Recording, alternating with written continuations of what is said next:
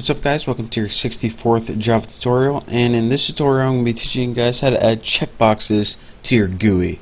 And yes, it's going to be awesome, so pay attention.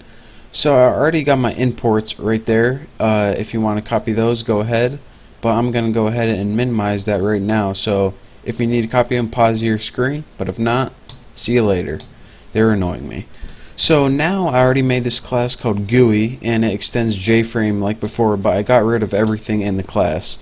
So now I can go ahead and start, well, pretty much making everything again. So in this program we're going to build three variables. One's going to be a text box with a sentence in it, and we're going to have two checkboxes underneath, one that says bold and one that says italicize. And whenever we click bold, it's going to bold the text, and whenever we click italics, it's going to italicize the text. So we need three private variables. So we'll name private J text field, and this is going to hold the text, and we're going to name this TF for text field. And we need two more, private J checkbox. Make sure I spelled it right. Don't want to spell it like the Czech Republic. Checkbox. And we'll just name this like bold box, because this was going to be the one in bold. And private, and this is going to be another checkbox. Why did I just not copy and paste that? And this is going to be like italic box or something like that. So now we have three variables that are going to hold the text field, the bold box, and the checkbox. One's a text field, two are checkboxes. So now let's go ahead and, well, I guess we can go ahead and build our constructor now. So public GUI, and doesn't take any parameters, of course. And let's just go ahead and, first thing, add a title, of course. Super, just put like the title. And the next thing, we need layout. Set layout, and we're just a future heads up, we're going to be actually going over how to make custom layouts in a couple of tutorials, but for now we'll just go with the default, because, you know, works pretty good. So new flow layout will give us the default layout, and now we can go ahead and start adding stuff to the screen. So that text field, we want to set it equal to new J text field. And as our parameters, the first one is just right, this is a sentence or something like that with a size of 20, and that pretty much gives us a text field in the TF variable. And now let's just go ahead and we can do stuff to that text field now. The first thing that we want to do is pretty much set a font to it. So let's just go ahead and set a font, like, just make it, actually do this too, put new font, there we go. And as your parameters, put serif, and don't put anything else, because Java only accepts a couple weird ones. So font plain, and plain means like not bolded, not italicized or anything, and a size of 14. So that's how you set the font. You set the font with new font method, and it takes serif, and make sure it's serif, because I know for a fact that serif, no matter what version of Java or what platform you run on, it's going to show up. So make sure you do it serif, just like that. And now that we got a text box with, it says this is a sentence, we pretty much have all the text. Now all we have to do is add it to the screen.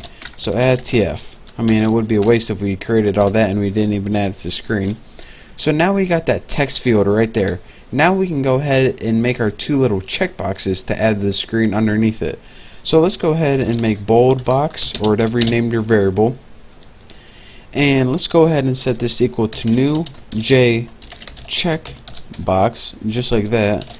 And the parameters it takes, anytime you make a checkbox, there's going to be a little thing to the right hand side of it, or else you're not going to know what the heck it does. So it's like a little prompt to tell you what this text box does, or a checkbox does. I'm just going to say bold, because I mean, you don't need any more instructions than that. And let's go ahead and do the skin with the italic box. So copy this because we're lazy, and paste it, and italic box, I think that's what I named it, yep. And just put italics or italicize or something like that. And now let's go ahead and add both of these to the screen. Add bold box to the screen, and add, let me scroll down a little bit, there we go, right there. Add italic box to the screen. There we go.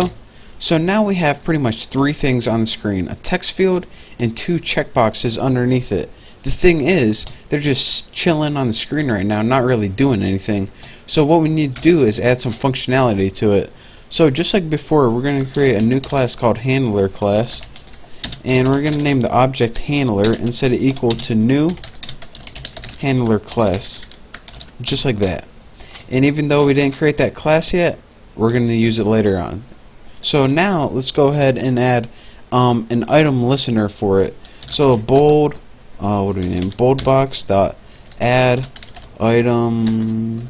Whoa! I did not mean to type that. Add item listener, and what are we gonna add? It takes an object as its parameter, so let's just add handler. So now let's do the same thing. Actually, copy and paste that, save some time. Copy and paste. Now we can do the same thing right here with italics. So this pretty much, now that we have added an action, or excuse me, an item listener, we have a listener waiting. And what this does is pretty much waits for something to happen to bold box or italic box. And the only thing that can happen is you can click it. So now something's going to happen and it's going to wait to be clicked. And when it gets clicked, it's going to recognize that it gets clicked. So now that we are able to recognize when it gets clicked, let's go ahead and make something happen when it gets clicked. I mean, you can recognize it, so might as well. So the first thing we need to do is create a private handler class. So private, whoa, not right there, right here. Private, I cannot type today. Handler class, and implements, did I spell that right? Item listener, like that. And you don't want, and for our body of our class, just like this. Actually, in the next tutorial, I'm gonna show you guys what goes in the body, and it's pretty different than the last tutorial, so you guys definitely want to pay attention to this. But another thing that I want to point out before I forget, whenever you put a class inside another class, and if you're saying, alright Bucky, how come you just don't put this class outside right here and make two totally different classes? How come you need an inner class to go inside this? Well, if you put a class inside another class, then this class, this inner class, it can see all of the variables and the methods in the outer class. So if you were to make two separate classes, either on the outside of this or in a totally different file, then it's not going to be able to see the variables and methods.